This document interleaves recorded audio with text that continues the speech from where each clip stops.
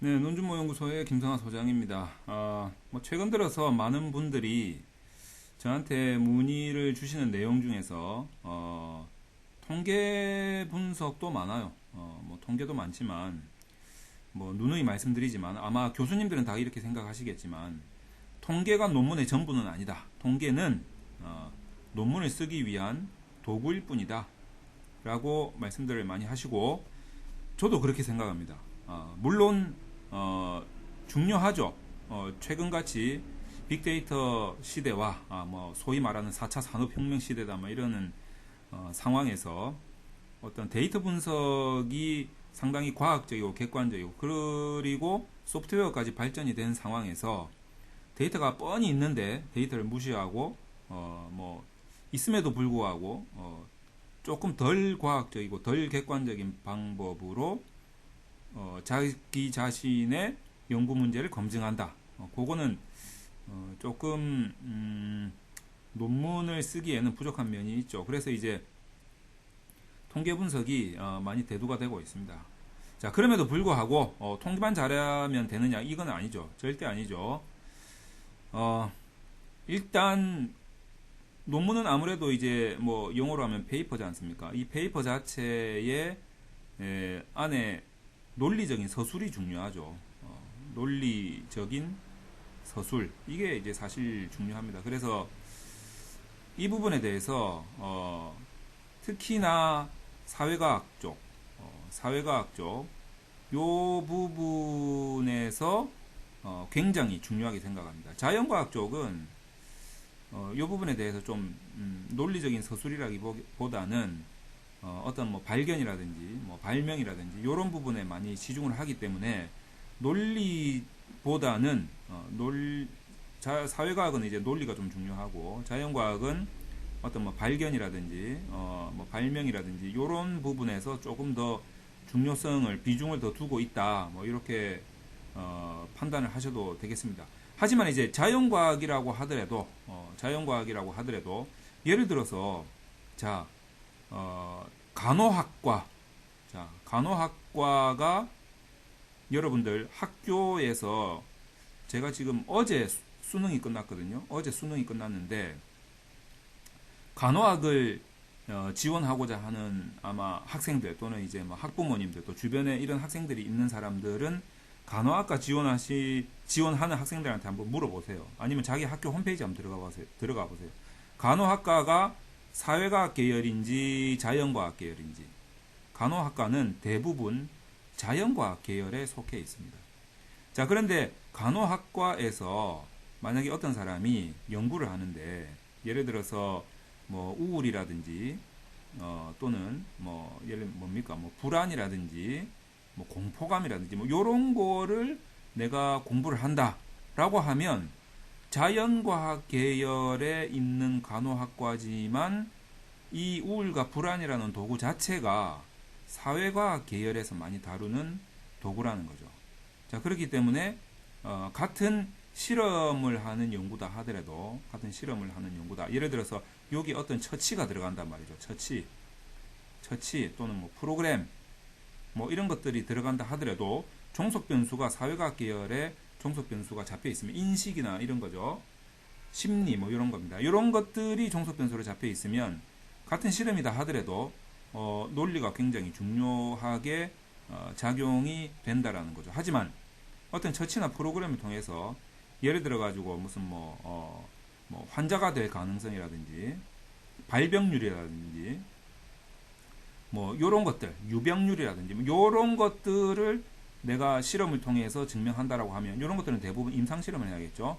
자, 그렇기 때문에 요런 것들은 요런 실험은 또 발견이나 발명에 많이 포인트를 두고 있다. 그래서 자연과학 계열에 있는 학과다, 전공이다 하더라도 자기가 삼고 있는 주 종속 변수가 어떤 것이냐에 따라서 실험 연구임에도 불구하고 사회과학의 어떤 논리 구조가 더 중요하게 여겨질 수 있다라는 점을 여러분들이 아셔야 됩니다.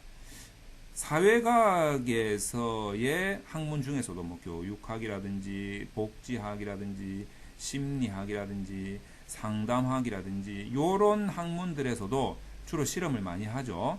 요때 이제 뭐 실험군, 대조군, 뭐 또 통제군 이렇게 해서 실험을 많이 하죠. 근데 요 학문에서는 이런 임상 실험을 잘 안 해요. 뭐 발병률이라든지 이런 것들 현상을 보는 걸 잘 안 하기 때문에, 물론 여기서 말하는 현상이라는 것은 현상학의 현상이 아니고 지금 사회과학에서 보는 그런 이런 뭐 발병률 같은 이런 현상을 말하는 거죠. 자, 어쨌든 이제 이런 그 학문에서는 주로 종속 변수로 많이 다루는 것들이 실제로 사회과학에서 많이 사용하고 있는 뭐 우울이나 불안, 자존감 뭐 등등 기타 등등 심리적이고 정서적이고 사회과학적인 이런 종속 변수를 사용하기 때문에 논리가 굉장히 중요해집니다. 그래서 자기가 지금 어떤 연구를 하고 있느냐 이거를 먼저 잘 파악해야 되죠. 어떤 종류의 연구를 하고 있느냐에 따라서 본인 스스로가 생각을 해봐야 됩니다. 아, 나는 논리적인 서술이 중요하구나. 아니면 나는 뭐 그냥 뭐 자연계열 쪽에 실험을 하기 때문에 실험실에서 하는 또는 뭐 실험 도구를 이용하는 그런 실험을 하기 때문에 나는 그냥 실험 조건을 계속 다양하게 바꿔가면서 이 내가 실험을 가장 좋은 결과를 이끌어낼 수 있는 그런 조건을 찾아내는 뭐 이런 연구를 한다라고 한다면 앞에 굉장히 논리적인 서술이나 이런 것보다는 실험 조건에 대한 설명을 많이 적으셔야 돼요. 자, 그런데 그게 아니라 나는 논리적인 서술을 많이 해야 된다라고 하시는 분들이 대부분 많이 찾아온다는 거죠, 저한테. 어떻게 서술하면 좋겠습니까? 서술이 안 돼서 죽겠습니다. 이런 이야기들을 많이 한단 말이죠. 자, 그래서 이 부분을 제가 이번 시간에는 좀 크게 큰 범위에서 좀 포괄적으로 제가 설명을 좀 드리도록 하겠습니다. 포괄적입니다. 이런 거죠. 쉽게 말하면 참 여기서 앞서서 제가 이 말씀을 좀 드리겠습니다. 자, 그러면 논준모 연구소 김성하 소장은 이 서술에 대해서 설명을 할 정도로 논문에 대해서 많이 아는 사람이냐? 니는 많이 아나? 이거죠. 이것을 뭐라고 해야 되겠습니까? 여기서 그냥 제가 뭐 저는 많이 압니다 해봐야 지자랑밖에 안 되기 때문에 그냥 많이 압니다. 지자랑 한번 하고 더 이상 부연 설명을 하지 않겠습니다. 그냥 제가 말씀을 드리도록 하겠습니다. 자, 정말 처음에 논문이라는 것을 자, 요렇게도 써보고 저렇게도 써보고 요렇게도 써보고 뭐 각종 방법을 다 사용해서 써본 경험이 있으신 분들은 아마 정말 지칠 대로 논문을 다양한 방법으로 써보신 분들은 공통적으로 비슷한 시행착오를 겪게 됩니다. 시행착오를 겪게 되죠. 요렇게 써도 저렇게 써도 요렇게 써도 이렇게 써도 어떻게 써도 결국에는 아마 제가 지금 드리는 말씀을 논문 많이 쓰신 분들은 공감하실 텐데 모든 길은 로마로 통한다. 결국에는 큰 법칙이 하나 있더라는 거죠. 이거를 느끼게 됩니다. 제가 지금 설명드린 뭐 요런 부분들 있잖아요. 이런 부분들도 그런 법칙의 일종이라고 볼 수가 있죠. 자, 그래서 지금 제가 포괄적이다라고 하는 것은 이 법칙에 대해서 지금 설명을 드리는 겁니다. 그리고 나서 좀 구체적으로 서술에 대한 요령이라든지 뭐 노하우라든지 뭐 이런 것들을 좀 설명을 드릴게요. 자, 이번 시간에 이 법칙에 대해서 좀 설명을 드리려고 하는데 이 법칙이 뭐냐면 그냥 제가 한마디로 말씀을 드리겠습니다. 그냥 소위 말해서 그냥 결론부터 한번 말씀드리겠습니다.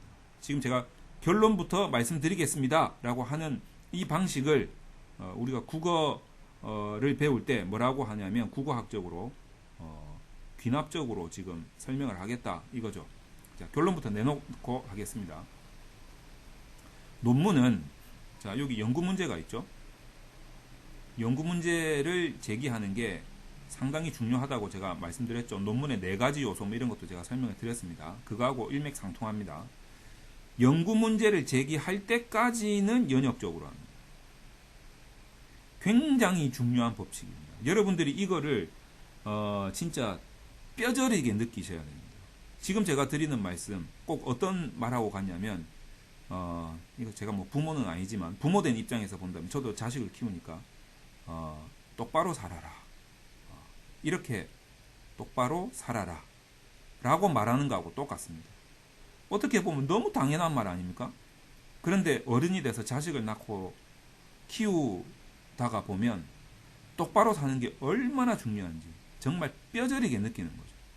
그래서 자식들한테 똑바로 살아라 이렇게 이야기합니다. 자식들 뭐라고 합니까?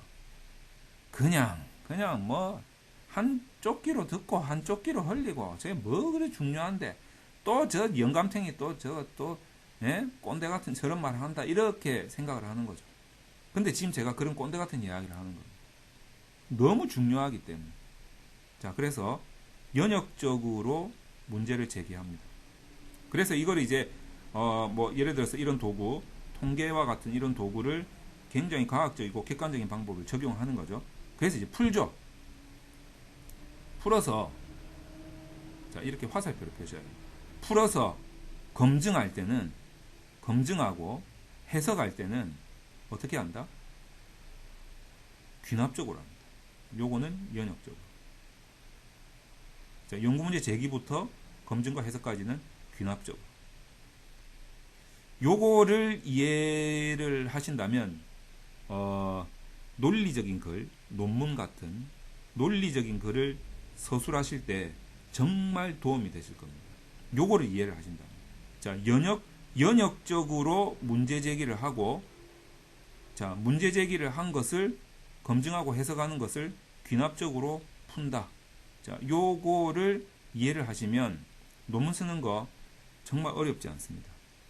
자, 연역적인 방법이 뭐냐? 대표적으로 소크라테스가 맞죠? 여러분들 저도 잠깐 헷갈리는데 한번 찾아볼 때 소크라테스 맞을 겁니다. 소크라테스가 그랬죠.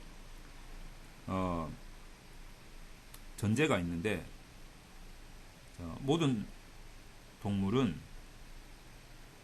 죽는다. 또 이게 전제 1이에요. 전제 2가 뭐냐면 인간은 동물이다.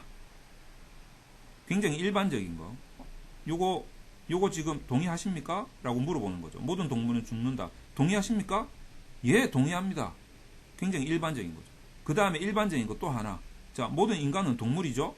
동의하십니까? 예, 동의합니다. 왜? 일반적이니까. 여기에 대해서는 반발이 없다는 거죠. 그렇다면 요 두 개를 연역적으로 추론하면 그렇다면 인간은 죽겠네.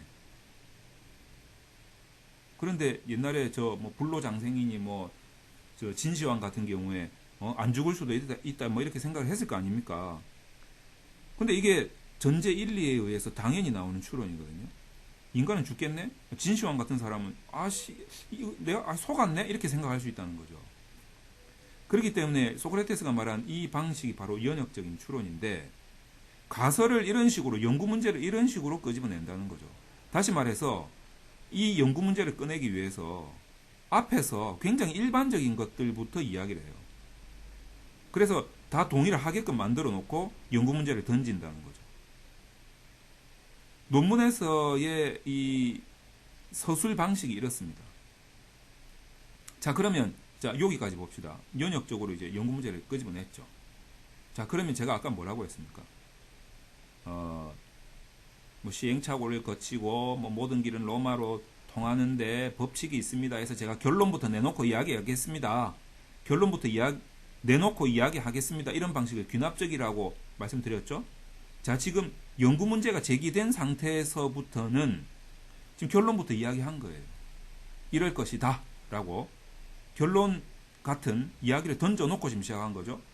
그거를 다시 일반화시키는 겁니다. 이게 귀납적인 거죠. 자, 일반화시키기 위해서 통계를 이용한다. 여기 잘 들으셔야 돼요. 연구 문제를 제기를 했어요. 일 것이다 라고 결론을 내놓고, 자, 이게 채택이 되면, 기각이 되면 두 가지의 경우의 수가 생기죠. 자, 채택이 된다라는 것은 한 95%, 이상 신뢰도를 가지는 경우, 통계를 이용한다면, 기각이 되는 경우는 5% 미만의 뭐 신뢰도 정도 가지는 경우, 뭐 보통 그렇게 생각을 하시죠? 자, 어쨌든 지금 이 퍼센트라는 게 나왔습니다. 확률이라는 단어가 나왔죠? 이게 지금 확률이죠? 퍼센트 확률 아닙니까? 확률을 뭐 저도 어느 책에서 읽은 것 같은데, 확률을 제일 처음에 정립한 사람 토마스 베이즈죠. 토마스 베이즈라는 신학자 겸 목사예요. 목사. 이 사람 목사인데 1702년인가 1년인가 이때 태어났는데 목사 아들로 태어나서 목사가 됐습니다. 저하고 똑같아요. 저도 목사 아들이거든요. 근데 이 사람이 수학에 대해서 굉장히 조예가 깊었던 거죠. 그래서 이 사람은 수학자예요. 신학자이면서도 수학자인데, 이 사람이 왜 확률에 목을 메고 있었냐? 이거는 그냥 제 생각인데, 저도 목사 아들이기 때문에 아마 이 비슷한 생각을 가지고 있는 것 같은데, 요때쯤 돼가지고, 자, 신은 존재하는가? 이런 이야기가 아마 나왔을 거고, 과학과 수학을 신뢰하던 그 당시의 분위기를 봐서는 신은 없다. 신이 있겠나? 부정적인 의견들이 많이 나왔겠죠? 근데 토마스 베이즈는 수학을 잘하면서도 목사란 말이에요. 근데 이 사람은 수학을 신뢰하겠죠? 수학적으로 봤을 때는 신은 아리까리 하거든?